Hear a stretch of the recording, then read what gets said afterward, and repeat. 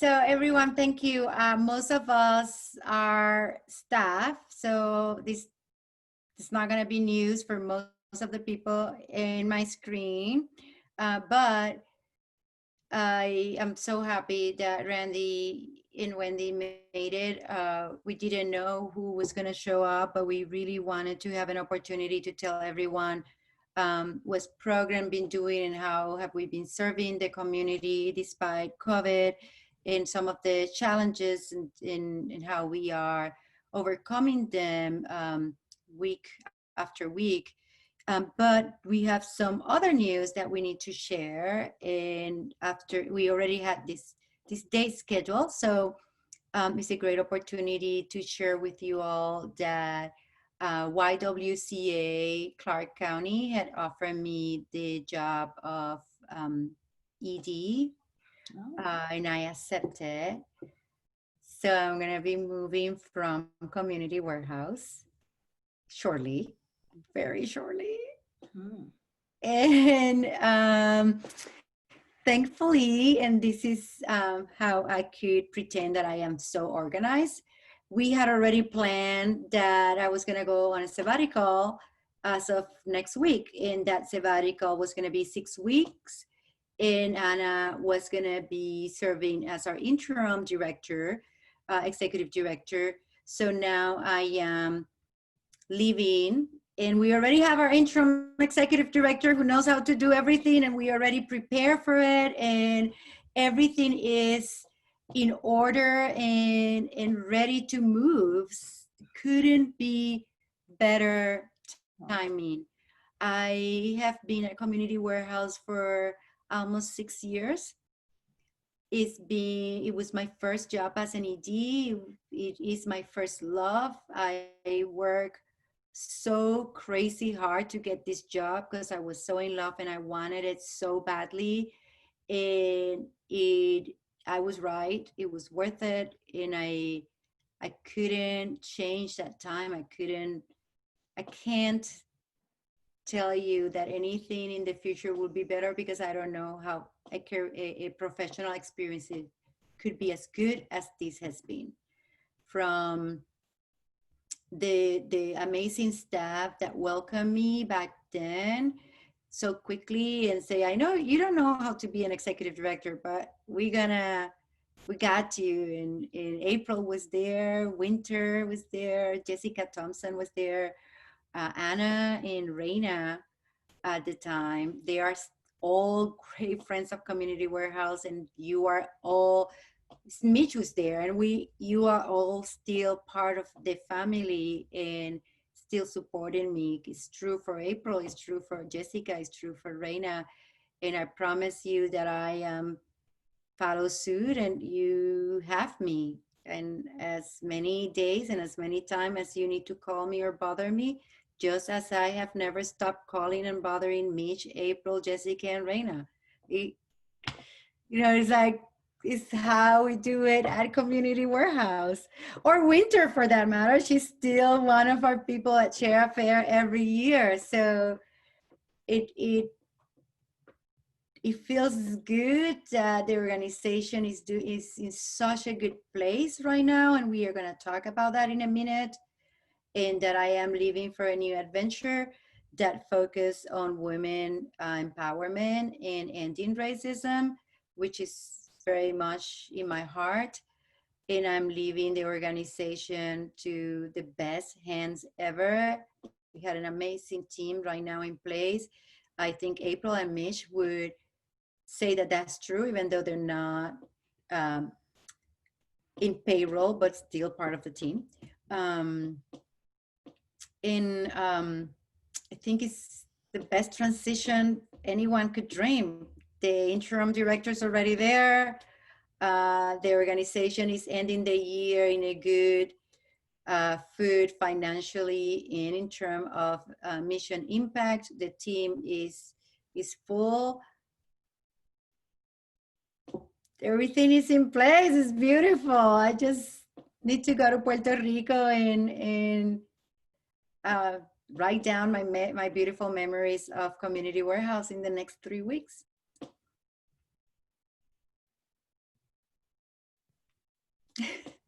Back to you.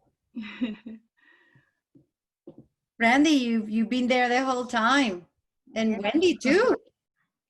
Is, right? Did you just you were there 6 years ago, Wendy, right? Not Wendy. Or you just started right? Yes.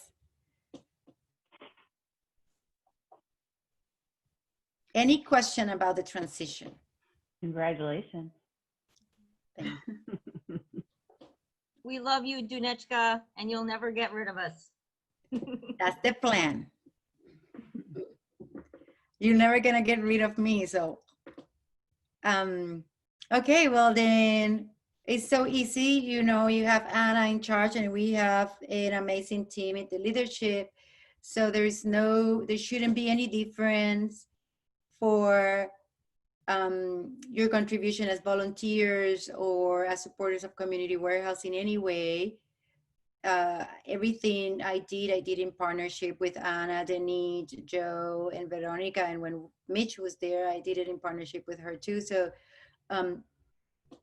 nothing really is changing as far as anything big. And the only thing that really changed every week is the COVID situation. So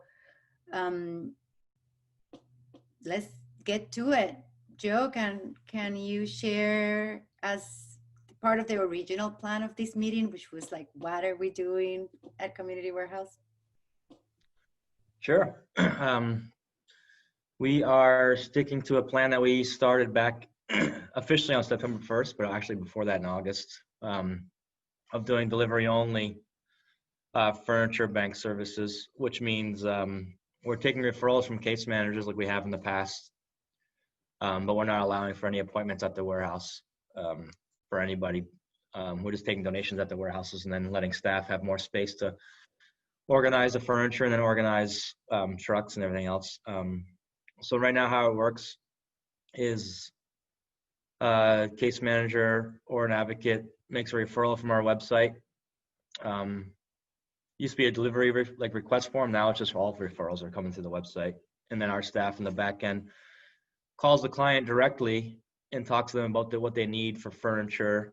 They do talk about likes and dislikes. Like we try to be good about asking them if they don't like red or purple or yellow or whatever, because we won't bring them a yellow sofa, but that's kind of limited depending what we have. And then once we confirm that we have as much as we can do to fill the list, we just arrange a delivery time. And then we do the delivery following COVID safety protocols, which is the client, our staff, of course, is wearing gloves and masks.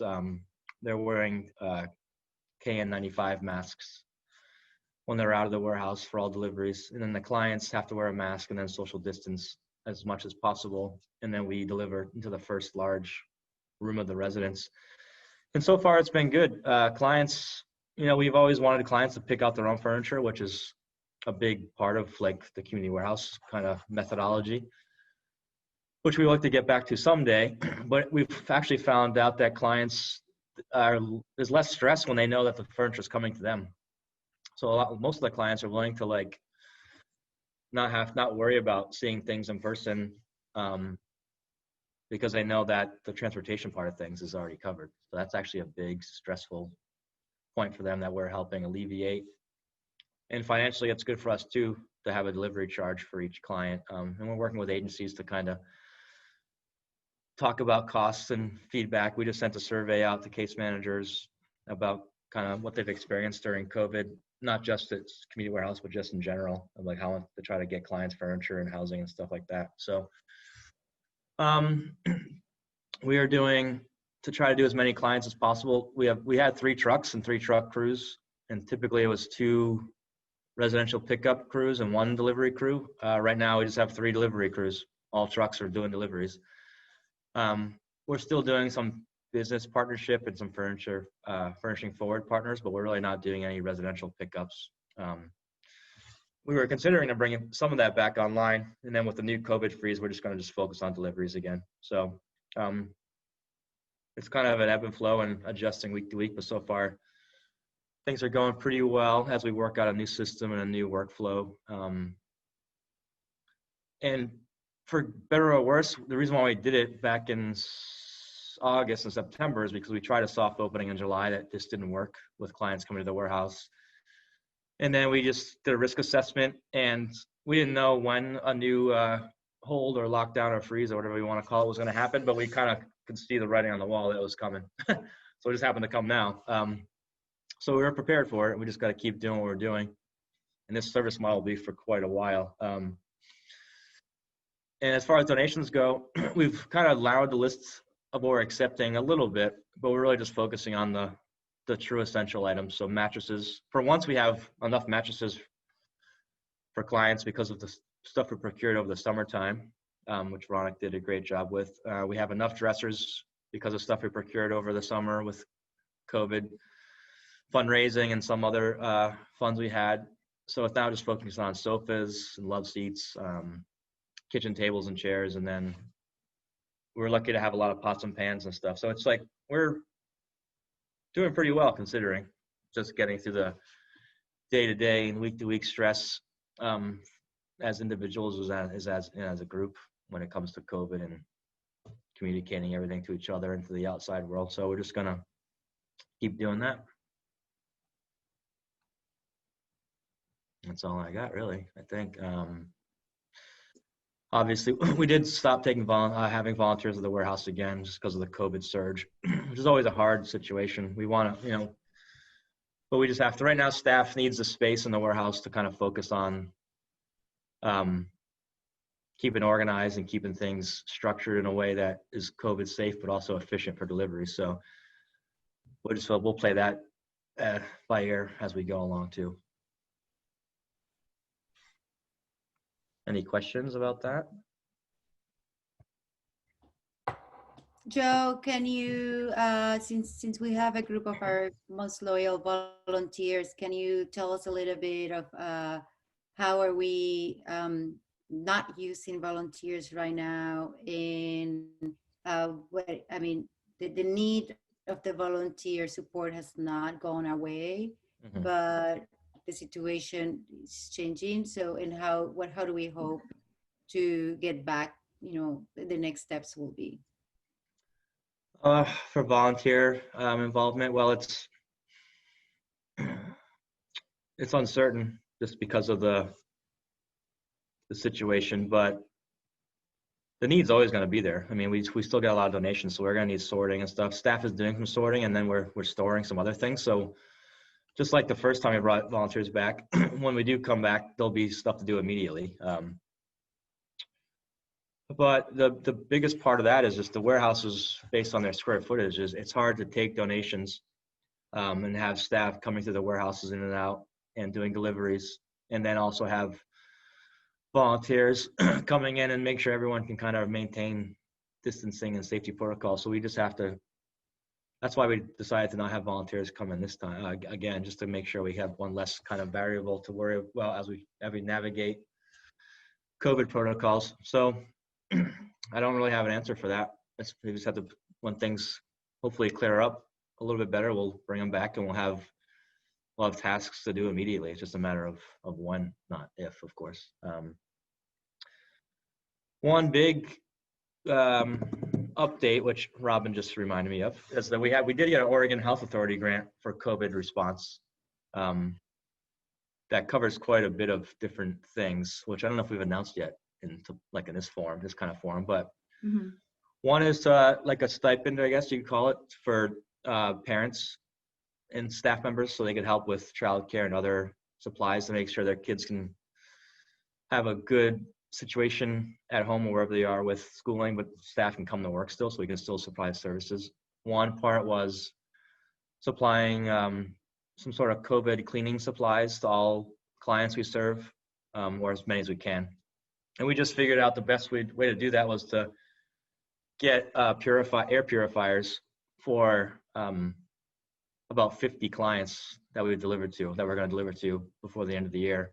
So every time we do a delivery, they're going to get an air purifier and some filters for like that cover 350 square feet. So basically a small apartment. So, and then the third, also more professional cleaning of the warehouses and our trucks. So staff does like daily cleaning of touch surfaces and of the like, but now we're going to have a professional team come in 3 days a week to do warehouse cleaning, and then a couple of times a week just to clean out the trucks, the cabs, and the storage containers, just to be extra careful with that kind of stuff.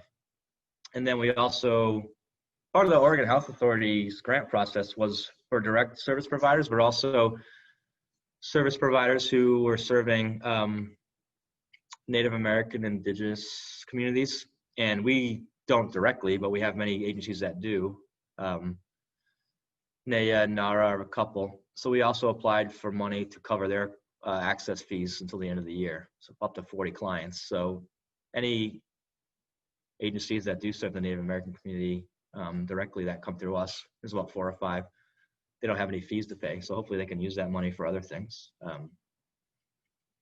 Yes, that's a big one. That's a real big one. And that's till the end of the year. So that's, we got a month and a half left of that.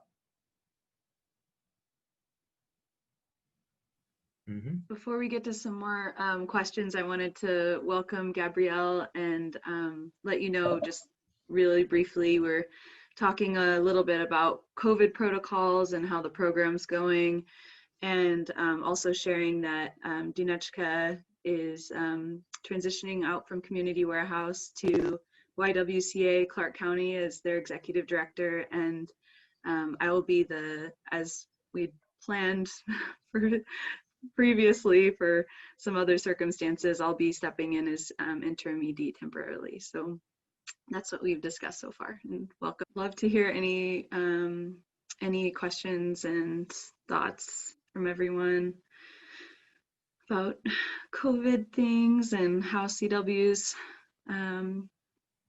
changed services and responding to everything. And if you check out the chat, I also put a link to a blog post that we just did about the OHA Health Equity Grant, and so you can see some more info there. I have a question about the cost of delivery for families. Has that gone up significantly, and how do families actually compensate for that? Because that might be a huge issue for them. Mm-hmm. We only increased the fee $50. So it was before COVID. This pricing structure, the fee for service structure, was for each appointment an agency made, it was a $100 access fee. And if you needed delivery from us, it was $250. So for a total of $350 for the whole package. Now we added a $50 fee for basically processing and supplies. Processing is that now our staff is doing all the upfront work. So we didn't take referrals before. The case manager made the appointment. The case manager had to come to the warehouse with the client and then arrange for delivery with us or someone else, or transportation in some way. Now the case manager is just making the referral, and then our staff is making the phone calls to clients, going through the lists, going through the protocols. And then of course we're buying COVID supplies all the time, masks and gloves and cleaning, just general disinfectants, and it kind of changes as we go. We now have we did get some grant money for that, but before we had grant money, we just had to, buy it as it came and source it wherever we could. Sometimes it was across the street at the hardware store in Portland. Sometimes it's Fred Meyer near Tualatin. So it was kind of coming from every direction. So we just kind of wrapped that into the fee. For the most part, most agencies have the funds to pay for their clients. So clients rarely pay the fee. It's usually the agency's paying from their funds, which is already dedicated before COVID anyway for them, for whether it's from the county or federal funds or other sources for them. So nothing much has changed there. If we do have clients that can't pay or that have to pay the fee, either they don't have case managers or their agencies are too small or just don't offer funding for this, then we try to give them a discounted rate, like a prorated version of that, which our client services for case managers, for people that don't have case managers, the fee would run around $260, but then we kind of dial that back depending on really how much they say they have or can afford or what their situation is. So we kind of take it on a case-by-case basis when we hear about clients that have to pay the fee themselves. But we're fortunate that that's not the case very often. So it's not, we haven't had too many situations with that. The one thing we've kind of lost, which I've had with discussions with a lot of case managers, is that before,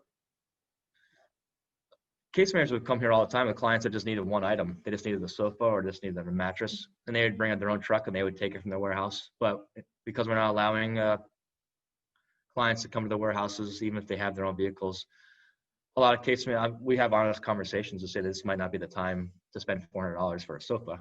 So they're using their funding to go buy a sofa somewhere else, and that's okay. As long as clients are getting the stuff they need. The new model kind of forces us in a good way to focus on the families that need everything. So $400 for 3 mattresses and box springs and kitchen table and dishes and sofas is actually still, for the agency, that's still a good investment for them and for us. So we're getting larger families, and I think who kind of need everything. So it's.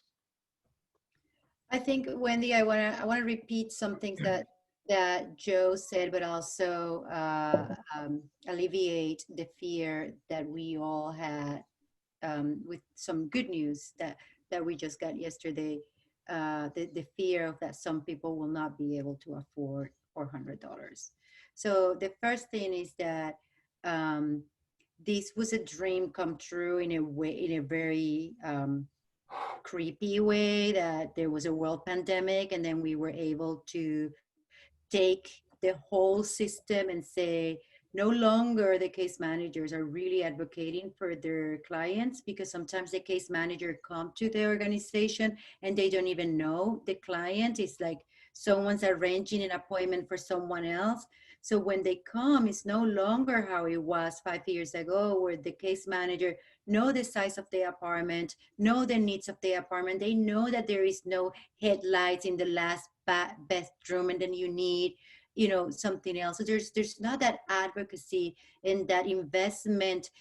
It's no fault of the case manager, fault of the system in which we have abandoned the people of low income, and there is so much homelessness that everybody's overwhelmed and overworked, and everybody's trying to figure it out, right? So once it's the way that we were offering services start looking like it's not working best for the client, and we already knew it wasn't working best for community warehouse because we were charging the fee that was so low that it was not sustainable, then this gave us an opportunity to say, hey, COVID does not allow us to have cancellations every day because something in the system will fall through, right? We have to take it all in our hands. We will do the advocacy. We will do the case management very shortly.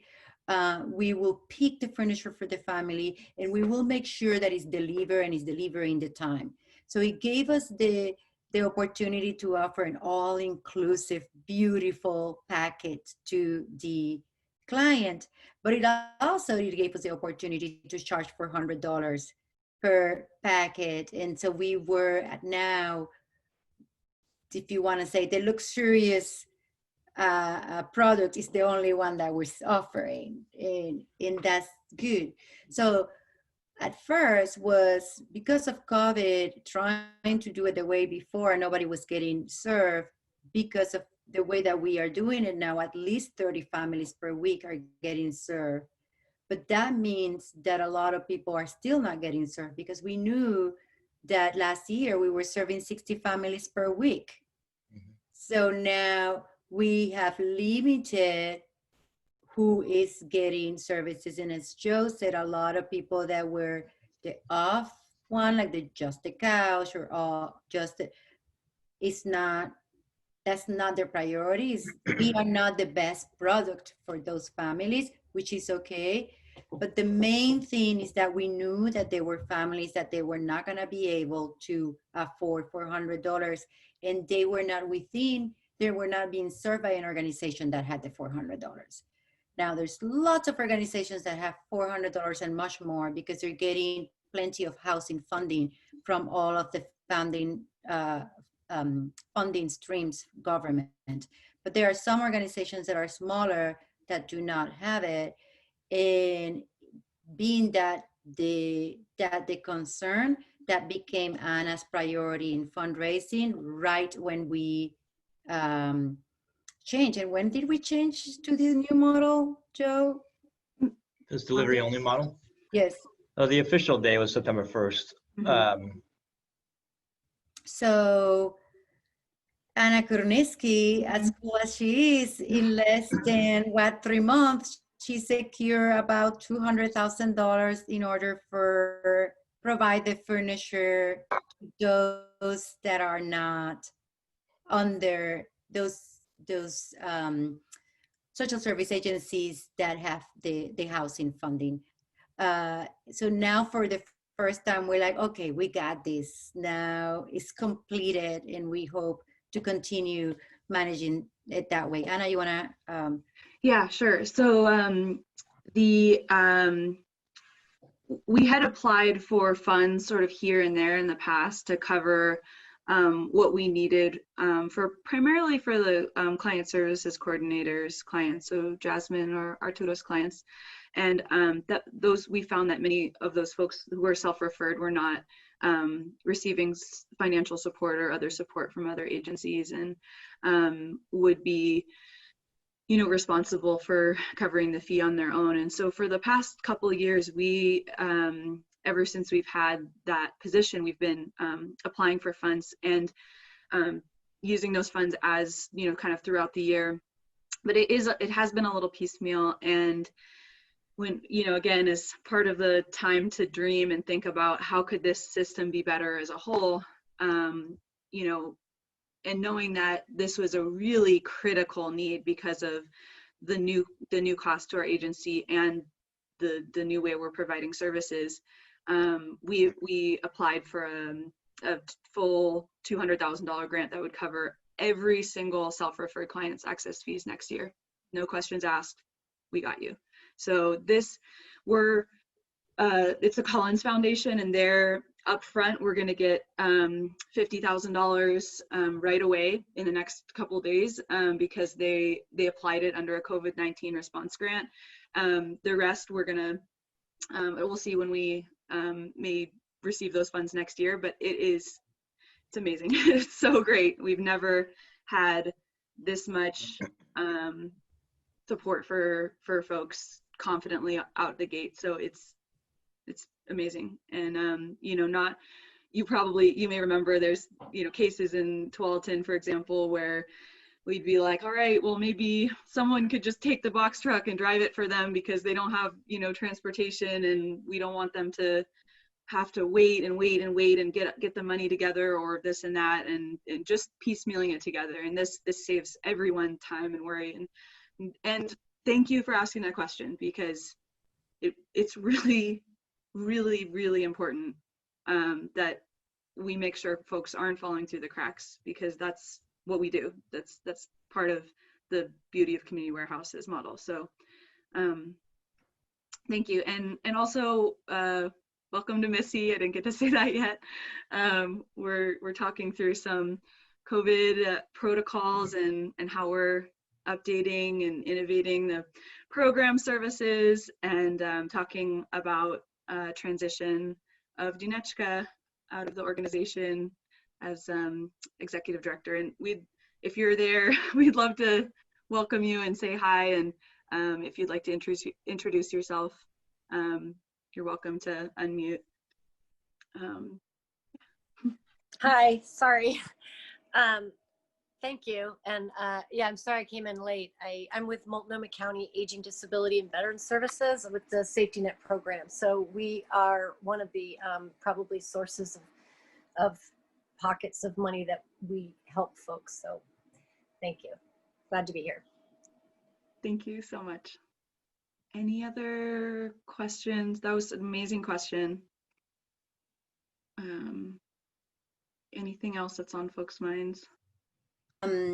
Right now we are averaging 30 families per week, but the plan is that we will be averaging 40 families per week starting in January. I would say February, because usually January kick us one way or another with snow or with something.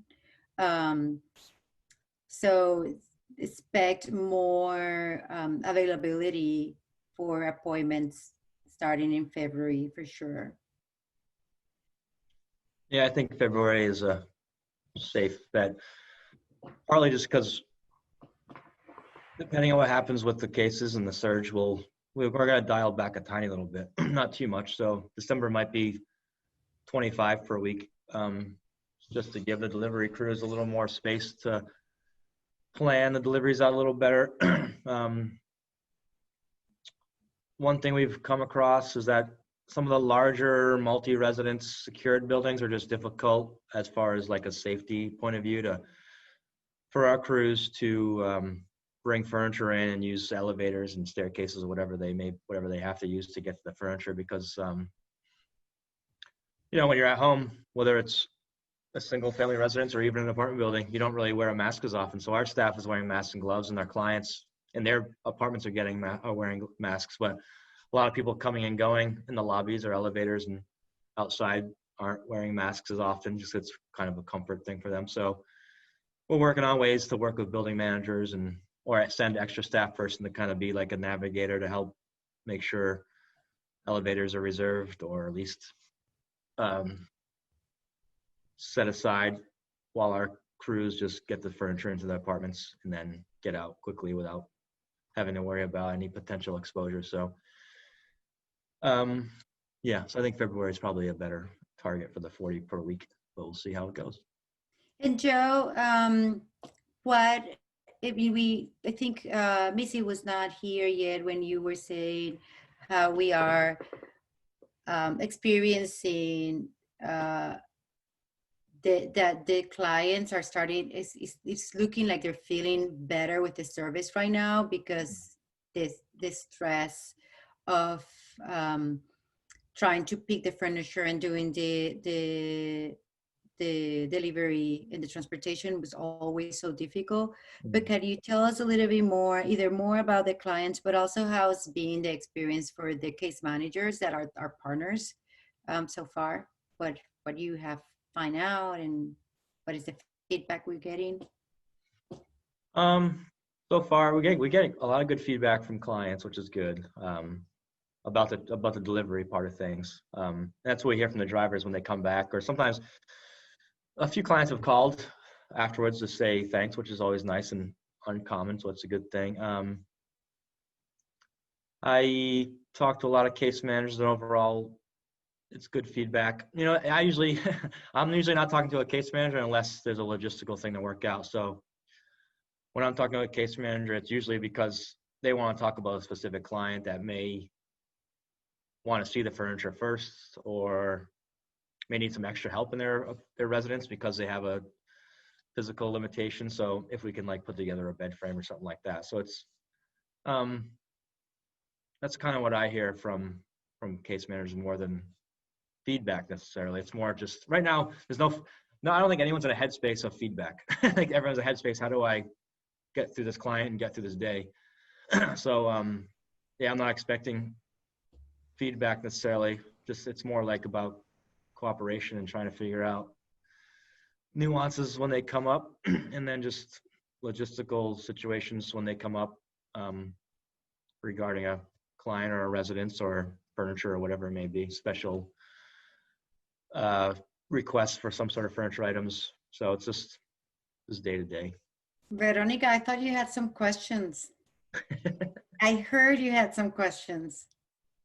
Yeah, I guess for me, my main question was the length of time. So I'd like to know things like kind of ahead of time, like, oh, how long, I'm a little bit of a planner, as much as I can be. So for myself, part of the question I had was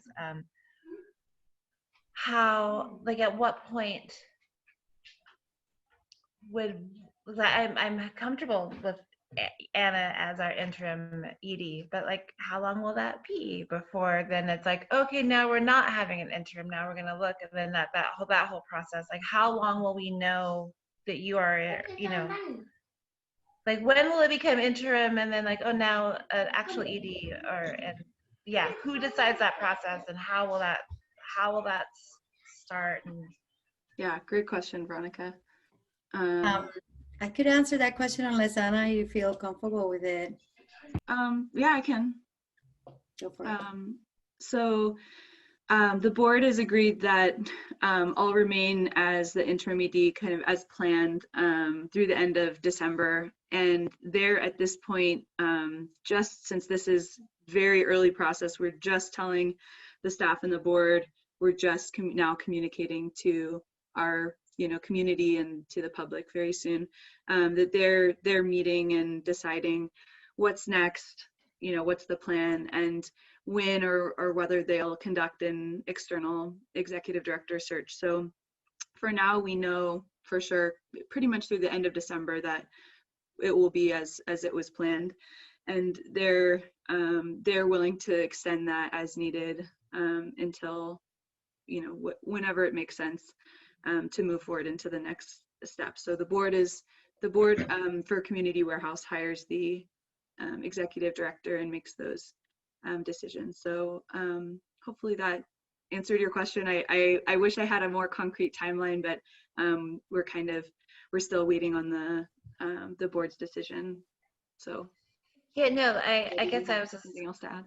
yeah, that was oh yeah, Dunetchka, if you have more.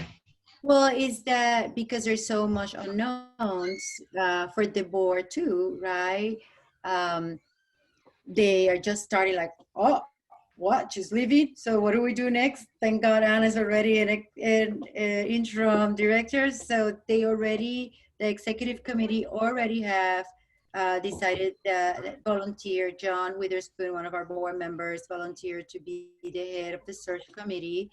And then the next step is to decide if they're going to do a internal search and conclude, or an external search. If there is an internal search, I'm pretty sure that it would conclude maybe a month or 2 months. But I would tell you that posting a position, internal or external, and going through the processes, I just went through it. Let me tell you, it takes at least 3 months, the whole process, and then it might take another month before you have your permanent ED. So, just like say by June, you will have your permanent ED for sure, but it could be by February. Since you're a planner, plan for nothing. That's yeah. Plan for I 6 just months. want one thing I can count on, but okay. I can count on not being able to count on anything. No, well, especially with COVID, we should have learned that lesson by now, 9 months into the thing, right?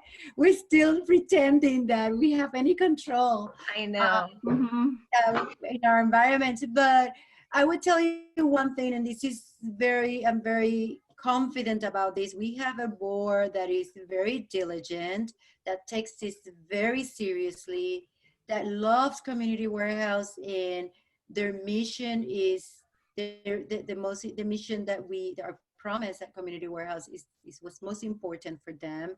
They are going to be excellent, and then they will be very professional about this process. Trust them, and also call them if you want to and want to give them feedback. They're very friendly bunch of people, April included, so there's no them. Whatever the board does, is gonna do it very carefully. It is gonna be what the organization needs. It's gonna be good. And you can certainly count on communication from us about that timeline once we know. So this is very transparent process. So yeah. Thank you. Yeah. And thanks for putting me on the spot, Dunetchka. It looks like we have some questions in the chat as well. Joe, did you see those? Do you want to respond to the how do case managers schedule appointments, and perhaps the third question as well, and then we could address the estate store question after that. Uh-oh. You're muted. How do case managers schedule appointments? Through our website, our partner agencies page is a referral form now, which actually I should have mentioned.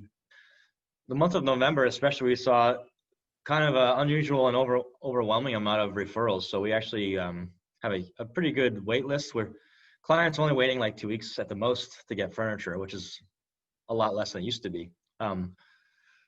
But we have a little bit of a backlog of phone calls to make. So we took the referral list offline this week while we get caught up. And we're going to put it back on next week. So that's one small thing. And then effects of COVID restrictions on donating furniture. Well, first and foremost, we're requiring people to wear masks when they come to the warehouse in their vehicles. The rest is pretty much the same. Our staff goes out and kind of, talks about what they have before they unload, and then we've limited the accepted list a little bit, kind of limiting some of the smaller, more miscellaneous items we used to take in the past and focusing on more of the essential items. But we're still inspecting things for dignity, condition, things we've always had. So for cleanliness and functionality and just general, something that would want to be reused and welcome in someone's home. I think that's probably about it, really. We've had to turn down a lot more than we have in the past, but that's just part of the deal. And for the most part, people are understanding of the situation. We are, for hard surface items, we're doing a combination of cleaning the surfaces, so like tables, like kitchen tables, coffee tables, with like a bleach, like a CDC kind of formula bleach solution. So we'll spray it down and wipe it down, and then still kind of do a 72-hour quarantine. So it's kind of having spots in the back of the warehouse. We let things sit for a couple of days before we use them. And then for the fabric items like sofas and mattresses, we do the same. We're just keeping those off to the side and kind of keeping track of when they came in and when they need to go out. So that's about it, really. Yeah, should we, Dunetchka, would you like to talk about COVID restrictions on the estate stores, or would you like me to take that one? I think right now you know more than me. Okay, sure. So great, another great question. Thanks, Pua. So the estate stores, we're going to announce later this week, but the estate stores will be closed this week and next week. And the estate store managers are putting together a plan for the holiday season. Of course, again, barring any changes, which we're planning on there being changes based on external factors. Other freezes, perhaps if there's a retail shutdown, being prepared for that eventuality. But some of the decisions moving forward are going to be very much based on on the restrictions that are in place now and what we're planning. So potentially restricting the estate store to in-person scheduling, virtual or in-person appointments on a one-on-one basis. So one person at a time could schedule the time to come in and shop, and or we're just reducing the number of hours the store is open and really focusing on online sales. So there'll be lots of December postings for online sales, and no contact pickup, as many other retail stores are doing to continue to try to flatten the curve. Yeah, I think that's the best update we have right now. So yeah, thanks, Missy. Thanks for stopping in. Yeah, if there's any other specific estate store questions, I'm happy to answer them, but at this point we're still we know that the stores will be closed for the next 2 weeks, and we're waiting to hear from the new plan for December, and we'll be sharing that out on socials and in our e-newsletters, so, and on our website. Any other burning questions? Randy, you have any question? No, I'm fine. I'm sorry that you're going, Dunetchka. But I'm comfortable with that, I understand everything, and I'm hoping that eventually it'll all get back to normal, or like whatever normal is. Whatever that is. Yes. We really, there's just so much stress, and we can't see, the future so clearly, but all we could do is to take care of each other and be patient and do it over and over again. Mhm. And because many of you know this already, but because this is being recorded as well, and I'd love for other people to hear it, just, thanking Dunetchka.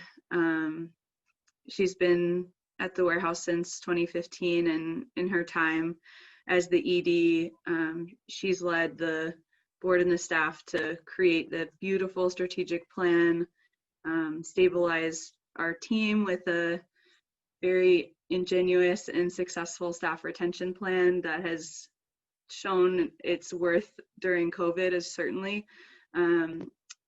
developed the first standalone delivery program to get furniture directly to clients, and that's continued so strongly through COVID.